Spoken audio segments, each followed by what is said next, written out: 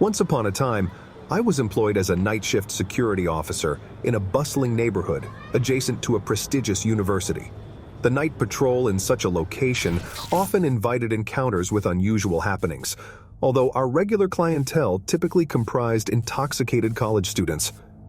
On this fateful night, with the witching hour of 4 a.m. approaching, we were wrapping up our shift, looking forward to the tranquility of our homes. As I was making my way back, an elderly man who bore the unmistakable signs of homelessness intercepted me.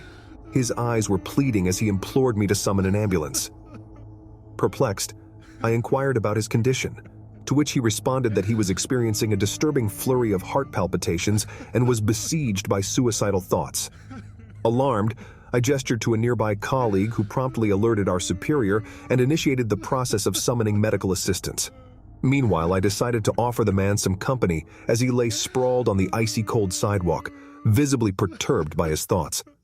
I encouraged him to converse with me, hoping that voicing his thoughts would grant him some relief.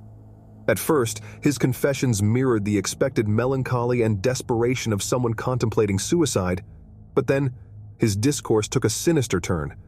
He began to recount a chilling tale of a woman he had stabbed, a punishment he inflicted upon her for her perceived stinginess, as she had given him a mere few dollars when he had asked for 20. This shocking revelation unsettled me, but the horror didn't end there. Without missing a beat, the man started to divulge further terrifying exploits, including instances of sexual assault, arson, and a myriad of other horrific crimes. All the while, I sat there, my back pressed against the cold stone of the nearby building, listening to this stranger's chilling monologue. My colleague was a few structures down, engrossed in a conversation with the emergency dispatcher, leaving me virtually alone with the man. His narration grew more personal and disturbing as he delved into his troubled family history, sharing stories of incestuous relations between his mother, her father, and brother, which he claimed to have witnessed. He then confessed to his addiction to crack, the drug that perhaps fueled his unhinged behavior. The arrival of the ambulance provided a welcome interruption to his confessions. He responded to their arrival with a barrage of curses, but I breathed a sigh of relief as I was finally able to extricate myself from this unnerving encounter. Though his confessions might have been distorted by mental illness and drug-induced delirium, the experience was thoroughly unsettling. The chilling confession of a stranger to horrifying crimes, not something one easily forgets. In the course of my duty as a young woman, I had frequently faced instances of unsettling attention from men who thought nothing of cornering me on dimly lit roads or stalking me under the cover of darkness. Yet, these episodes of fear were significantly amplified by this particular encounter, an unsettling reminder of the darkness that can lurk within the most ordinary of nights. I vividly remember that night. It was an unusually silent 3 a.m. at our widely acclaimed Canadian coffee shop.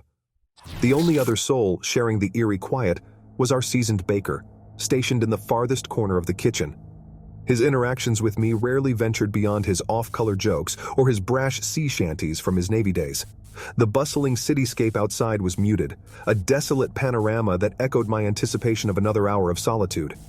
I was deeply engrossed in my task of the hour, boxing up the day's leftovers for the local homeless shelter. Suddenly, a fleeting movement in my peripheral vision startled me. The chill of suspicion crawled up my spine as I turned around to see what was behind me.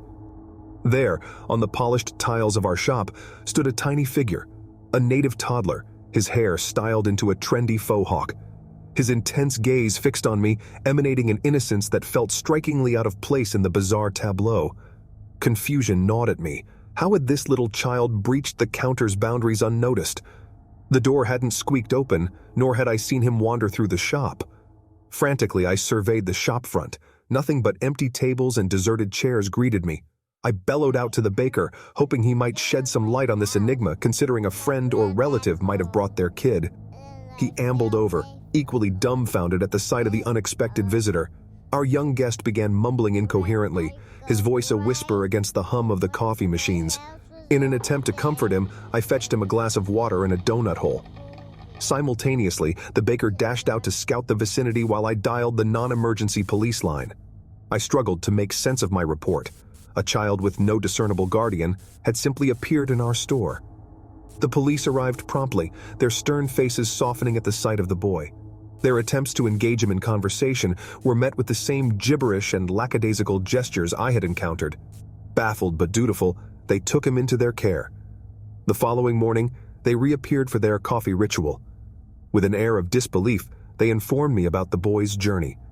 He had wandered several kilometers from the closest reservation to our shop, guided by the effects of an accidental indulgence from his parents' medicine cabinet. I was struck with a wave of sympathy for the poor soul who must have walked for hours to find me.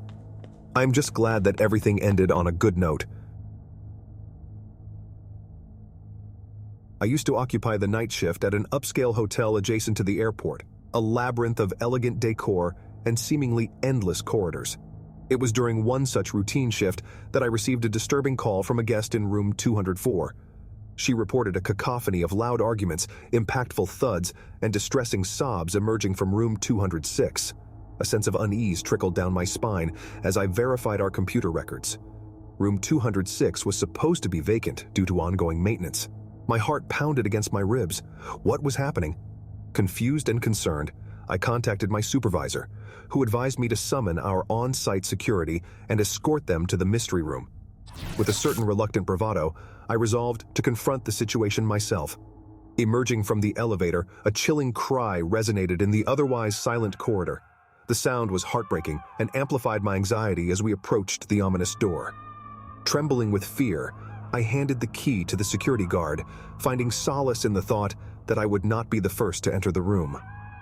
What unfolded in the subsequent 5 minutes seemed to stretch into an eternity. The guard unlocked the door and immediately switched on the light. The scenario that greeted us was puzzling and alarming. The room, located on the second floor with the only accessible entrance under our control, revealed a disconcerting scene at 3 a.m., devoid of any discernible life. The shower was running full blast, evident from the plume of steam escaping from beneath the bathroom door. The room was unusually chilly, its atmosphere dominated by the dim glow of a single lamp. The sight that sent a shiver down my spine was a woman, clad in a red lace bra and black underwear, her fiery red hair a stark contrast to her pale skin. She was huddled on the bed, her body racked with sobs. She had her back turned to us. As Frank, the security guard, moved closer to her and asked about her welfare, her crying ebbed. She rolled over to face us, revealing a face that was deathly pale and smeared with blood. She looked past us, her gaze fixated on something behind us. Simultaneously, we noticed the cessation of the shower, and the previously closed door was now ajar. There stood a towering figure in the doorway, a man roughly 6 to 5 inches tall, imposing in his silence. As we spun around, the sudden onslaught of local law enforcement took us by surprise. They quickly subdued the man with a taser and apprehended him. Later, we would learn the horrifying truth. This man was a notorious rapist known for lurking in hotel rooms, kidnapping female guests, and subjecting them to gruesome violence. From that day onward, I swore never to set foot in a hotel ever again.